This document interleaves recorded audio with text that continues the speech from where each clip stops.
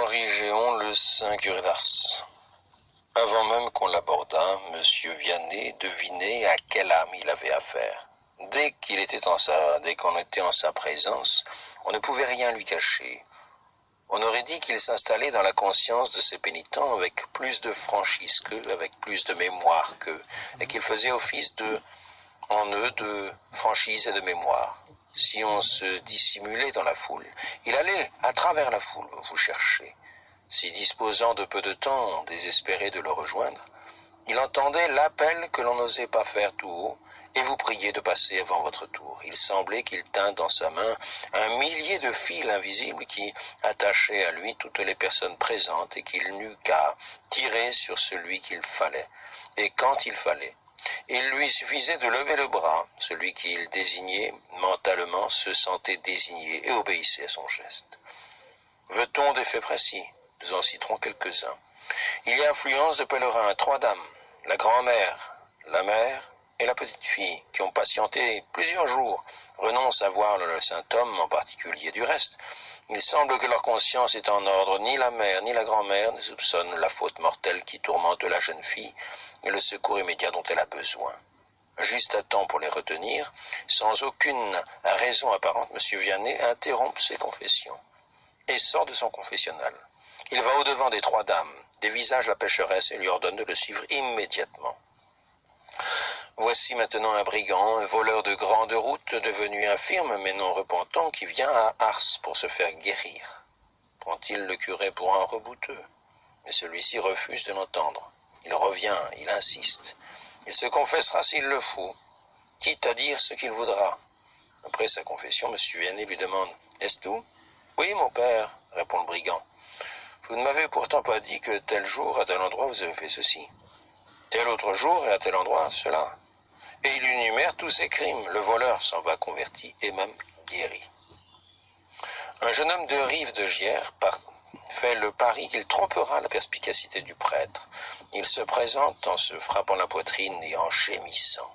« C'est un bien grand pécheur qui vient à vous, soupire-t-il. Soit, mon ami, mais je n'ai pas le temps à perdre. Cherchez un autre confesseur. » Et M. Vianney lui tourne le dos. Cet accueil imprévu fait réfléchir le mystificateur. Il s'examine, il a honte de soi. Il revient au curé avec une conscience véridique et une contrition réelle. Le curé l'a senti, car il l'accueille les bras ouverts. Un vieillard incrédule qui s'est joint à un groupe de pèlerins entre par curiosité dans l'église. Il ne se doute pas de ce qui l'attend. Il est happé au passage par M. Vianney qui le mène à la sacristie. Là, le curé lui serre cordialement la main et lui dit à bon point « Combien de temps que vous êtes confessé ?»« Il y a 30 ans, dit joyeusement le vieil homme. »« 33, mon ami. C'était à telle occasion dans l'église de tel pays. »« C'est ma foi vrai. Alors nous nous confessons maintenant. » Et il en eut pour 20 minutes. Le vieillard vida tout son sac et il promit de ne plus le remplir. Autre cas analogue. Le père Rochette, il a conduit à Ars sa femme et son petit garçon malade. Le curé l'appelle.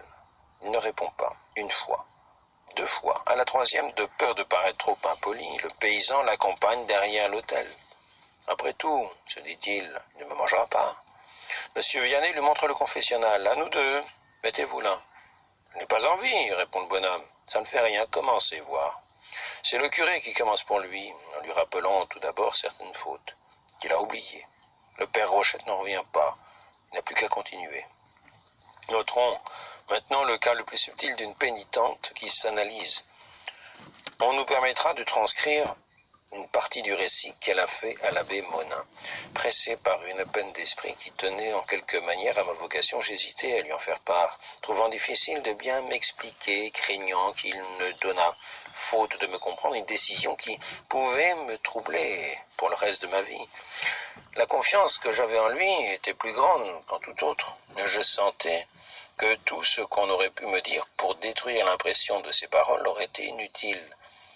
Comme il ne s'agissait de rien qui pût intéresser l'intégrité de ma confession, je me résolus, quoique avec peine, au silence.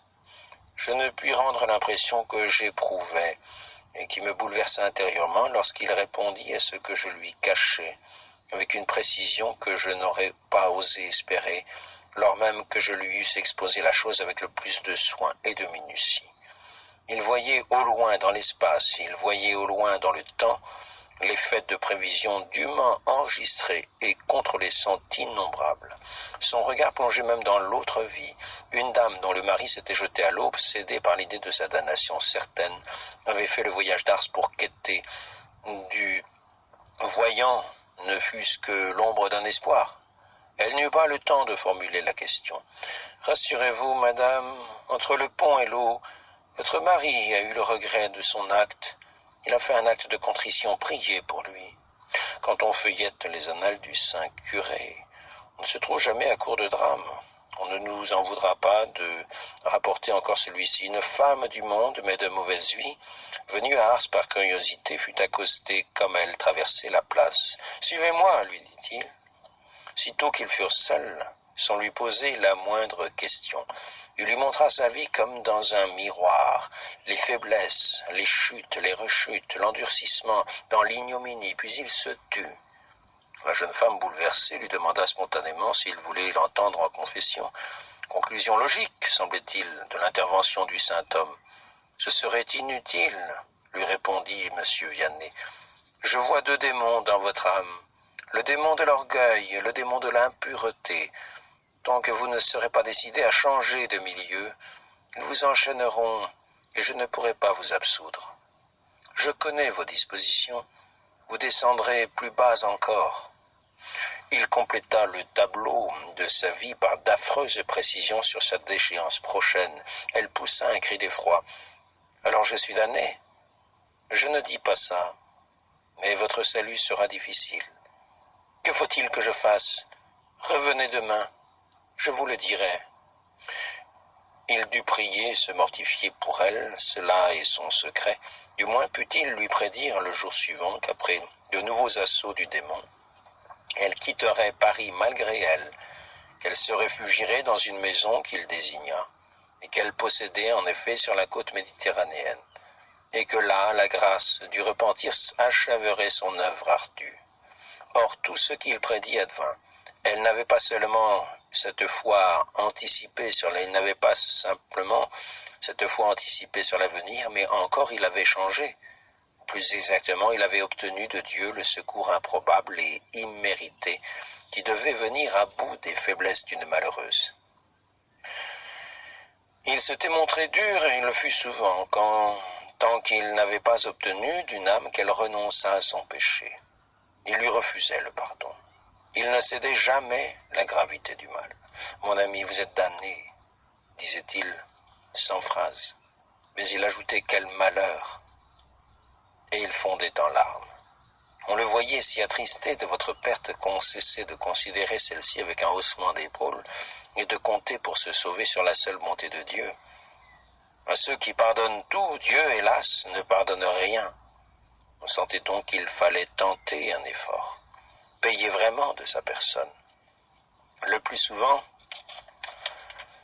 M. Vianney exigeait du pécheur une sérieuse expiation. On dit de Mère Marie-Véronique, qui devait fonder plus tard l'ordre des victimes du Sacré-Cœur, que pour éprouver sa vocation, il la fit mettre à genoux, les bras en croix, devant la porte de l'église.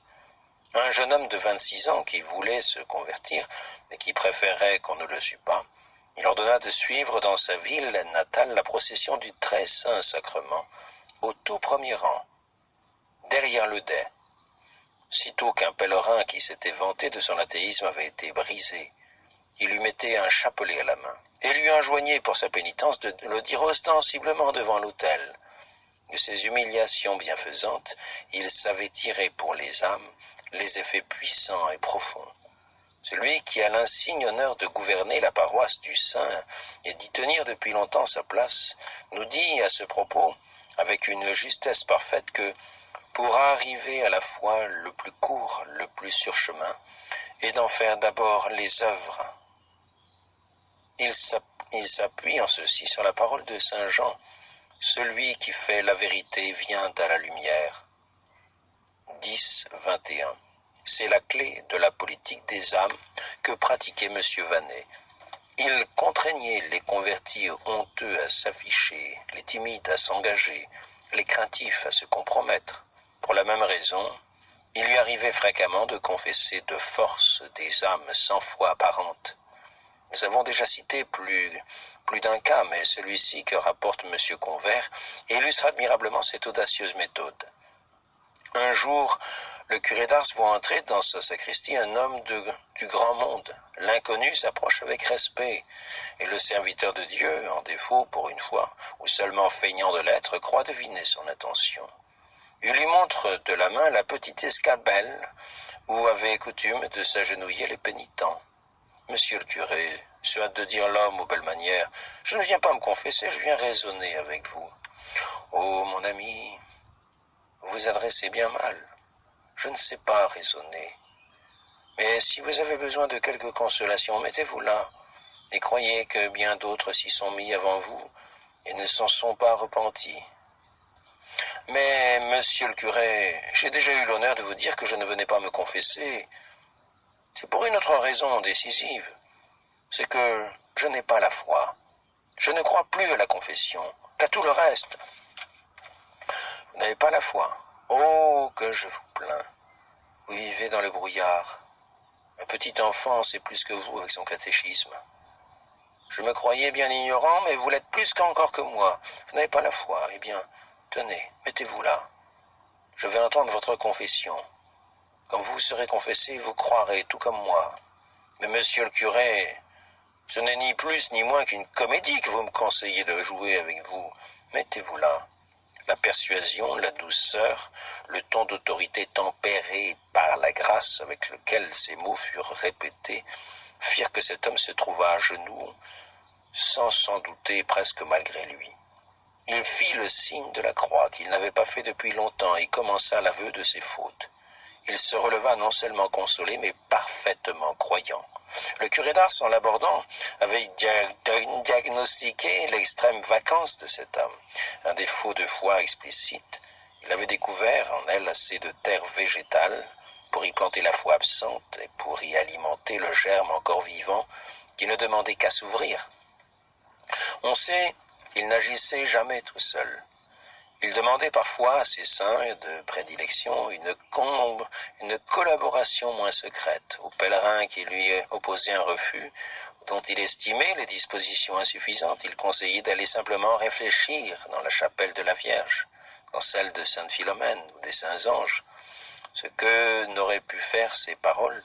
Une demi-heure de silence en face des saints le faisait.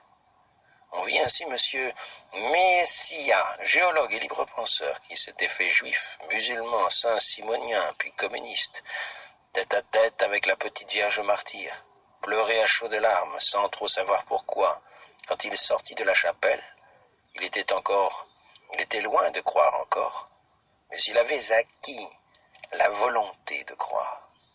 Le saint curé pouvait se remettre au travail.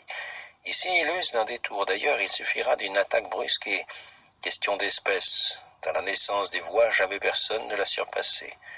Il y a planté dans la foule, entre le presbytère et le Saint-Lieu, un chasseur de canards sauvages avec son chien et son fusil. Le curé, en passant, s'arrête. « Monsieur, dit-il courtoisement, il serait à souhaiter que votre âme fût aussi belle que votre chien. » Bouleversé, le curieux se jette à genoux, confie l'animal au premier venu et entre avec le curé dans l'église. En sait-on quel conseil il reçoit au confessionnal, quel conseil il accepte, lui, l'indifférent, l'incrédule, de ce confesseur qu'il n'a pas cherché. « Mon ami, allez à la trappe. » Ce n'est pas une plaisanterie, car il y entre un an après. Le contraire peut arriver. Un jeune homme qui se croit appelé, il proposera le mariage. Un soi-disant mystique, il interdira l'oraison. Comme il atteint les âmes par les moyens les plus divers, par les chemins les plus divers, il les conduit à la vie éternelle.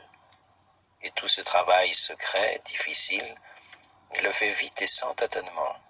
Il ne s'attarde que quand l'affaire en vaut la peine. Il ne perd pas son temps à donner des raisons. Il diagnostique le mal, prescrit le remède et renvoie doucement le pénitent pacifié.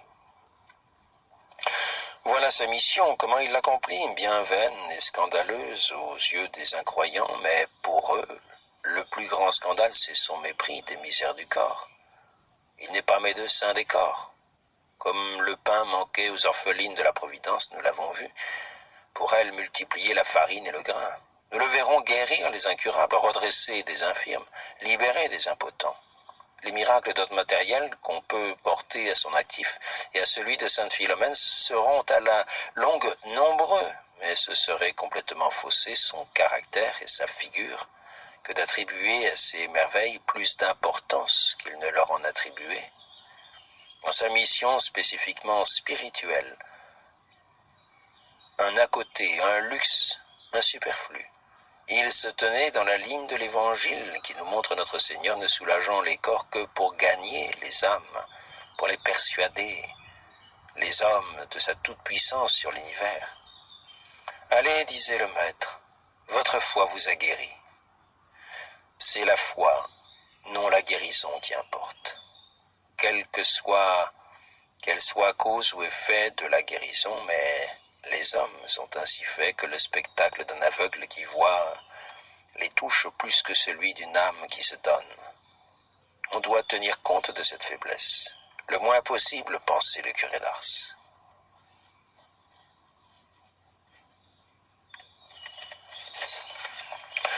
Tout de même, M. Vianney avait au cœur des trésors de compassion, et sa compassion le dotait d'un pouvoir dont il ne pouvait pas toujours différer ou dissimuler les réflexes. Une pauvre femme passe, arrivée à ses béquilles, et son regard implore.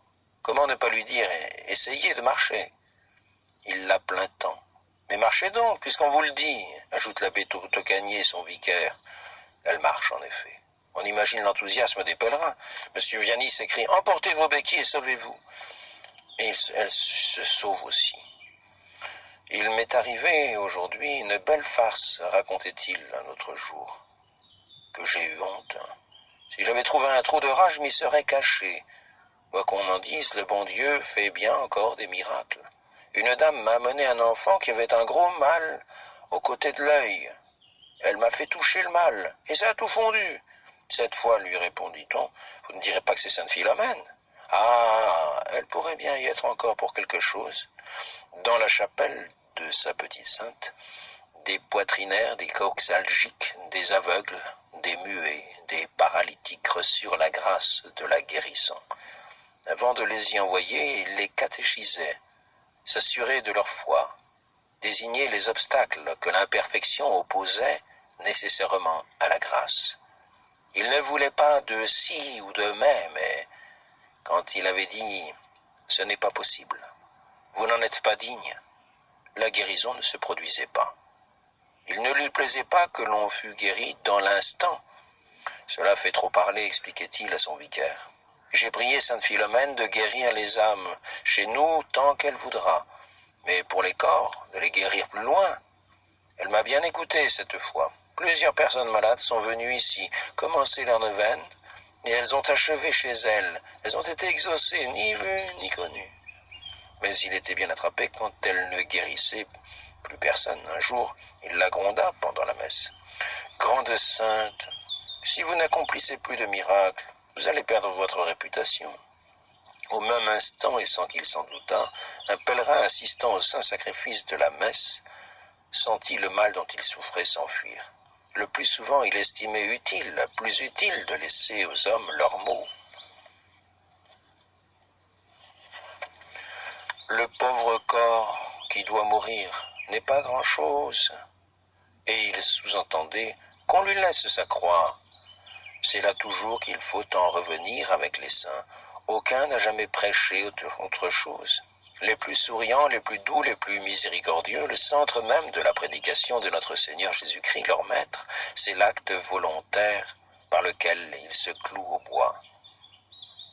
Quoi qu'on puisse penser un siècle humanitaire qui n'a souci que de l'aise du corps, il ne s'agit pas tant de diminuer la souffrance des hommes sur cette terre, qui n'est qu'un point dans l'étendue de cette vie et qui n'est qu'une seconde dans le temps, que de préserver leur âme et aussi leur chair d'une éternité de torture, d'une éternité de privation du seul bonheur qui en vaille la peine, celui que procure la vue de Dieu. Un petit garçon vivait dans son lit, écorché de la tête aux pieds, sans repos, sans espoir terrestre. Le curé se penche et lui dit: « Tu souffres bien, mon pauvre enfant ?» ?»« Non, répondit-il, je ne sens pas aujourd'hui mon mal d'hier, et demain je ne sentirai pas mon mal d'aujourd'hui. Tu voudrais bien guérir ? » ?»« Non, j'étais méchant avant d'être malade. Je pourrais le redevenir, je suis bien comme ça. » Et M. Vianney ajoutait: « Des enfants en qui le Saint-Esprit réside nous font honte. La croix est l'échelle du ciel, disait-il encore. Celui qui n'aime pas la croix pourra peut-être bien se sauver, mais à grand-peine. Ce sera une petite étoile dans le firmament. Celui qui aura souffert et combattu pour son Dieu luira comme un beau soleil. » En vérité, il rêve d'une humanité crucifiée qui surpeuplera le ciel d'astres heureux. Cruauté, charité, charité surhumaine, la principale que l'on doive aux hommes, car le destin de l'homme est surhumain. Aimons la croix, répétait-il sans cesse. Elle est le don que Dieu a fait à ses amis. La foule qui se presse dans la petite église d'Ars, étroit couloir qui domine une pauvre chair, qu'un prêtre plus humble que les autres prêtres traverse d'un pas de laboureur, c'est elle ce qu'elle vient chercher, ce qu'elle réclame de cet homme, quand le grand souffle de la grâce la soulève vers lui et la dépose à ses genoux. La croix et l'amour de la croix. Les miracles de guérison ne sont ici qu'un appôt pour les âmes faibles. Elles sortiront fortifiées, résolues à bien souffrir. Si elles souffrent mal, M. Vianney prendra leur place. Donc le succès devient triomphe, les pèlerins tirent à Ars, les pèlerins, les curieux, les convertis, les incrédules. Il en vient maintenant de toutes les provinces de France, de l'étranger, au-delà des mers. Les petites gens ont donné le branle, la bourgeoisie suivra malgré ses préjugés, et bientôt même le monde de l'intelligence. On y verra des savants, des artistes, des théologiens, des prélats. L'accordaire descendra de sa chaire de Notre-Dame pour monter dans celle du petit curé. Il ne l'honore pas, c'est elle qui l'honore. On organisera un service de diligence, on formera des trains spéciaux, on bâtira des hôtels pour les pèlerins. L'affluence deviendra telle qu'un très grand nombre devra loger chez l'habitant. Il faut parfois rester 8 jours pour obtenir une audience. On apprendra la patience dans l'église de M. Vianney. Il y aura des gardes du corps et des placeuses bénévoles. L'événement local fera bientôt figure d'événement universel. Le monde nouveau que semblait avoir enfanté la pensée sacrilège du XVIIIe siècle, à moitié sourd aux appels généreux d'une poignée de penseurs et d'orateurs chrétiens, se réveille un beau matin au bruit de cette incroyable nouvelle. Oui, bonnes gens, la France a un saint. On s'était figuré qu'il n'y aurait plus jamais, sinon de ces forcenés qui, en temps de révolution, se jettent sur la viande creuse du martyr, ce que nous voyons se produire, mais seulement après sa mort, pour sainte Thérèse de Lisieux, se produit pour le curé d'Ars de son vivant. On veut voir un saint en chair et en os, clame soudain la renommée. Qui donc ne veut pas voir un saint? Ceux qui n'oseront pas l'affronter au confessionnal, ou n'y seront pas appelés, pourront du moins constater du dehors qu'un saint, en tout cas celui-là, est un homme très occupé, que l'on en juge. Sur le coup d'1 heure du matin, il fait sa prière à l'église. Il confesse les femmes jusqu'à 6 heures. À 6 heures, il dit sa messe, puis il fait son action de grâce. Puis il se met à la disposition des fidèles pour bénir les images et distribuer les conseils. Vers 8 heures, il se permet, sur les instances des dames de la Providence, d'aller boire chez elles, de l'autre côté de la place, un demi-verre de lait sans pain. Comme elles aussi ont besoin de conseils, il leur en donne à la volée. Vers 8h30, il est de retour et entend les hommes à la sacristie. À 10 heures, il s'interrompt pour faire hommage au bon Dieu de ces petites heures. Puis, il reconfesse un peu. À 11 heures, il retourne à la Providence pour enseigner le catéchisme aux enfants, à ses orphelines spécialement, et à bien des grandes personnes. À midi, il dit l'Angélus et rentre au presbytère pour déjeuner. Il met un bon quart d'heure pour traverser la place, car la foule s'amasse. Il faut encore conseiller et bénir. Il mange debout rapidement, mais pas toujours sans parler. ses familiers profitant du repas pour lui confier leur misère. Néanmoins, à 12h30, il doit visiter ses malades, toujours escorté par la foule qui ne se lasse pas de l'interroger. Aussitôt rentré à l'église, il se plonge dans son bréviaire. Le temps de lire vêpres est accompli, mais le livre à peine refermé, il réintègre son confessionnal. Les femmes l'y retiennent jusqu'à 5 heures. Il passe aux hommes qui le retiennent jusqu'à 8. Enfin, il monte en chair pour dire la prière du soir et le chapelet de la Conception Immaculée. Après ce long et pénible labeur, peut-être se figure-t-on qu'il va souper et ensuite dormir. Non, il n'est pas très sûr qu'il soupe. Il lui faut recevoir chez lui un certain nombre d'âmes délicates, difficiles à convaincre ou à diriger. Il doit aussi achever son bréviaire, matine et laude, le plus gros morceau. Cela le mène à 10 heures au moins. Et même, il n'est pas rare qu'il revienne à l'église pour confesser encore et qu'il n'en sorte qu'à minuit, puis il se couche. Mais sa nuit sera courte. Sa nouvelle journée, comme la précédente, commence longtemps avant le lever du soleil. Faites le compte, s'il vous plaît. Monsieur Vianney travaille au moins 20 heures. Il en passe 15 ou 16 et quelquefois plus au confessionnal, tant dans la chapelle de Saint-Jean-Baptiste, au fond de la boîte grillée où il entend les pénitentes, que dans la stalle en bois dur de la sacristie, où il reçoit les pénitents. A-t-il été seul avec Dieu 2 heures? Mais il est toujours avec Dieu. Ce régime durera 30 ans.